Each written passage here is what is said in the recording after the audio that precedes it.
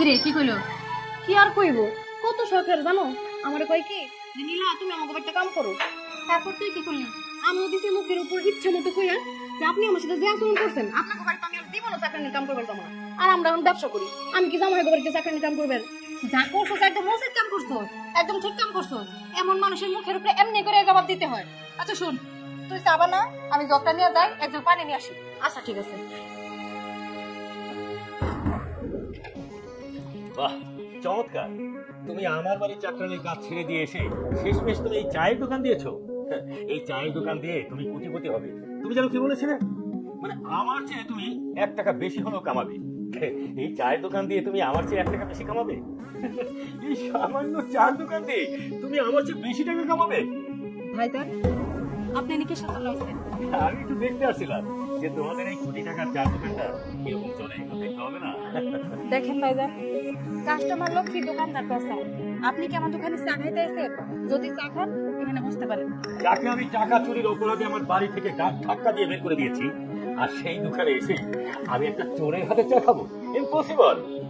যাই হোক, তোমার এই উদ্যোক্তার ব্যাপারে না আমার প্রশংসাই করতে হয়। আসলে তোমাকে না একটা জাতীয় পুরস্কার দেওয়া উচিত।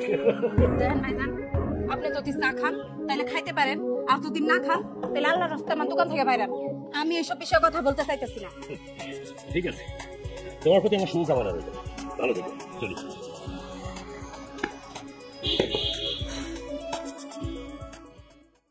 শোনো না, কয়েকদিন পর আমার পরীক্ষা। আমি যদি পরীক্ষায় ভালো রেজাল্ট না করি তাহলে কি হবো? তোমার লাগে কি আমার বিয়ে হবো? আরে তুমি সব বাদ দাও, তুমি ফেল করবে কেন? তুমি ভালো ছাত্রী, আর তারপরে যদি তুমি ফেল করো আমি তোমার এনে ভাইকা দামো। তুমি যে আমার নিয়ে পালাই যাবা কইলা, আমি আমার বাপ বোন গো ছাইরা কেমনে যাবো? ওরা আমার জন্য কত কষ্ট করছে, আমার এত কষ্ট করে পড়াশোনা করাইতেছে, আমি ওগো ছাইরা যাইতে পারবো না, আমার অনেক কষ্ট হবো। আর তুমি সব বাদ দাও তো, তুমি সব কি বলো? তুমি যদি পরীক্ষা পাশ করো তাহলে তোমার প্রাইভেট কোম্পানিতে চাকরি হবে, আর তুমি যদি তোমার এই চাকরানি বন্ধু নিয়ে থাকো তাহলে তোমার লাইফটা নষ্ট হয়ে যাবে, বুঝলে? ঠিক আছে, তাহলে কিন্তু তুমি আমার কথা দিতেছো যে আমার পরীক্ষা যেমনি হোক না কেন তুমি কখনো আমার হাত ছেড়ে দিবা না, সবসময় আমার পাশে থাকবা। আরে না, কোনোদিনও ছাড়বো না, আমি তোমার অনেক ভালোবাসি, তুমি জানো না? আচ্ছা ঠিক আছে, এখন অনেক রাত হয়ে গেছে গা, যদি কেউ দেখে তাহলে আবার সমস্যা হবো, বুঝোই তো গ্রাম। তুমি তাহলে এখন যাও, আমি বাড়ি যাই গা। শোনো, একটু দিও না। আরে না, তাড়াতাড়ি যেতে হবে, তুমি যাও, আমি গেলাম।